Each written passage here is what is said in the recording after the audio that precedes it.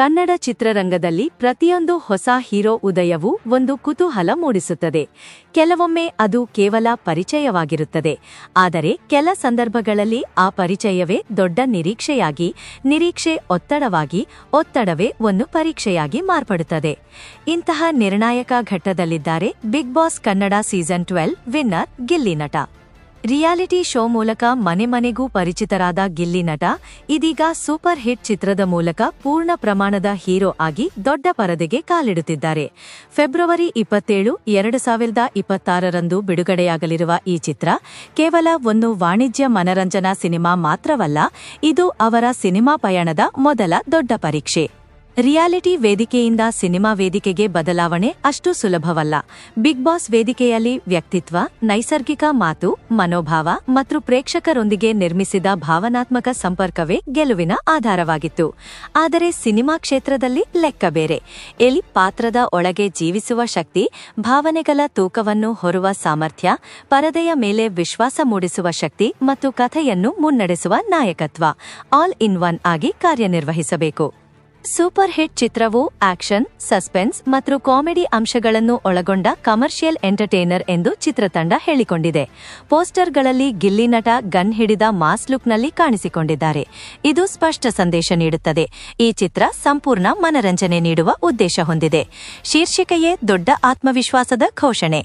ಆದರೆ ಶೀರ್ಷಿಕೆಯಷ್ಟೇ ಪರಿಣಾಮ ಪರದೆಯ ಮೇಲೆ ಕಾಣಿಸಬೇಕಾದರೆ ಕಥೆ ಮತ್ತು ಪ್ರದರ್ಶನ ಬಲವಾಗಿರಬೇಕು. ಚಿತ್ರವನ್ನು ವಿಜಯಾನಂದ್ ನಿರ್ದೇಶಿಸಿದ್ದಾರೆ. ನಿರ್ಮಾಪಕರಾಗಿ ಜಿ. ಉಮೇಶ್ ಕಾರ್ಯನಿರ್ವಹಿಸಿದ್ದಾರೆ. ಸಂಗೀತ ಹಾಗೂ ಸಾಹಿತ್ಯದ ಹೊಣೆಗಾರಿಕೆಯನ್ನು ವಿ. ನಾಗೇಂದ್ರ ಪ್ರಸಾದ್ ವಹಿಸಿಕೊಂಡಿದ್ದಾರೆ. ಚಿತ್ರದಲ್ಲಿ ಸಾಧು ಕೋದೀರ, ಗೌರವ ಶೆಟ್ಟಿ, ಡ್ರ್ಯಾಗನ್ ಮಂಜು, ಪ್ರಮೋದ್ ಶೆಟ್ಟಿ ಸೇರಿದಂತೆ ಅನುಭವಿಗಳಿದ್ದಾರೆ.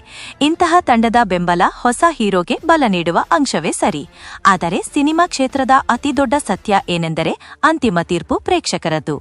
ಬಿಗ್ ಬಾಸ್ ವಿನ್ನರ್ ಎಂಬ ಗುರುತು ಒಂದು ದೊಡ್ಡ ಆಸ್ತಿ, ಆದರೆ ಅದೇ ಗುರುತು ನಿರೀಕ್ಷೆಗಳ ಭಾರವನ್ನು ಹೆಚ್ಚಿಸುತ್ತದೆ. ಪ್ರೇಕ್ಷಕರು ಈಗ ಗಿಲ್ಲಿ ನಟನನ್ನು ಸಾಮಾನ್ಯ ಹೊಸ ಮುಖದಂತೆ ನೋಡುವುದಿಲ್ಲ. ಅವರು ಈಗಾಗಲೇ ಜನಪ್ರಿಯ ವ್ಯಕ್ತಿ. ಹೀಗಾಗಿ ಮೊದಲ ಸಿನಿಮಾ ಬಿಡುಗಡೆಯಾಗುವ ಮುನ್ನವೇ ಹಿಟ್ ಆಗುತ್ತದೆಯೇ ಎಂಬ ಪ್ರಶ್ನೆ ಕೇಳಿಬರುತ್ತದೆ. ಇದು ಅವರ ಮೇಲೆ ಇರುವ ಗಮನದ ಮಟ್ಟವನ್ನು ತೋರಿಸುತ್ತದೆ. ಸೋಷಿಯಲ್ ಮೀಡಿಯಾ ಯುಗದಲ್ಲಿ ಕ್ಷಣಾರ್ಧದಲ್ಲಿ ಹೊರಬರುತ್ತದೆ. ಮೊದಲ ದಿನದ ಪ್ರತಿಕ್ರಿಯೆ, ವಿಮರ್ಶೆಗಳು, ಸಾಮಾಜಿಕ ಜಾಲತಾಣಗಳ ಚರ್ಚೆಗಳು ಇವೆಲ್ಲವೂ ಚಿತ್ರದ ಯಶಸ್ಸಿನ ದಿಕ್ಕನ್ನು ತೀರ್ಮಾನಿಸಬಹುದು. ಒಂದು ಉತ್ತಮ ಮಾತು ಚಿತ್ರವನ್ನು ಎತ್ತಬಹುದು, ಒಂದು ದುರ್ಬಲ ಪ್ರತಿಕ್ರಿಯೆಗೆ ದೊಡ್ಡ ಹೊಡೆತ ನೀಡಬಹುದು. ಚಿತ್ರದ ಸುತ್ತಲೂ ಕೆಲವು ಊಹಾಪೋಹಗಳು ಹರಿದಾಡುತ್ತಿವೆ. ಸೂಪರ್ ಹಿಟ್ ಚಿತ್ರಕ್ಕೆ ಗಿಲ್ಲಿ ನಟ ಬಿಗ್ ಬಾಸ್ಗೆ ಮುಂಚೆಯೇ ಒಪ್ಪಂದ ಮಾಡಿಕೊಂಡಿರಬಹುದು ಎಂಬ ಮಾತು. ಆಗಿನ ಸಂಬಳ ಮತ್ತು ಇಂದಿನ ಮಾರುಕಟ್ಟೆಯ ವ್ಯತ್ಯಾಸ ಕುರಿತು ಸಾಮಾಜಿಕ ಜಾಲತಾಣಗಳಲ್ಲಿ ಚರ್ಚೆಗಳು ಕಂಡುಬರುತ್ತಿವೆ. ಇದಕ್ಕೆ ಯಾವುದೇ ಅಧಿಕೃತ ದೃಢೀಕರಣ ಇಲ್ಲದಿದ್ದರೂ ಚಿತ್ರದ ಪ್ರಚಾರದ ಸಂದರ್ಭದಲ್ಲಿ ಅವರ ಮಿತಭಾಷಿತ ನಿಲುವು ಗಮನ ಸೆಳೆದಿದೆ. ಕೆಲವರು ಇದನ್ನು ಪ್ರಚಾರ ತಂತ್ರವೆಂದು ಹೇಳುತ್ತಾರೆ, ಕೆಲವರು ನಿರೀಕ್ಷೆಗಳ ಒತ್ತಡದಿಂದ ದೂರ ಉಳಿಯುವ ಪ್ರಯತ್ನವ ವಿಶ್ಲೇಷಿಸುತ್ತಾರೆ. ಇಮೇಜ್ ಪರಿವರ್ತನೆ ಯಾವುದೇ ಕಲಾವಿದನಿಗೂ ಸವಾಲು. ರಿಯಾಲಿಟಿ ಶೋನಲ್ಲಿ ನಮ್ಮ ಮನೆಯ ಹುಡುಗ ಎಂಬ ಭಾವನೆ ಮೂಡಿಸಿದ್ದ ವ್ಯಕ್ತಿ ಈಗ ಆಕ್ಷನ್ ಹೀರೋ ಆಗಿ ಪರದೆಯ ಮೇಲೆ ಕಾಣಿಸಿಕೊಂಡಿದ್ದಾರೆ. ಈ ಬದಲಾವಣೆ ಯಶಸ್ವಿಯಾಗಬೇಕಾದರೆ ಪಾತ್ರದಲ್ಲಿ ನಂಬಿಕೆ ಮೂಡಿಸಬೇಕು.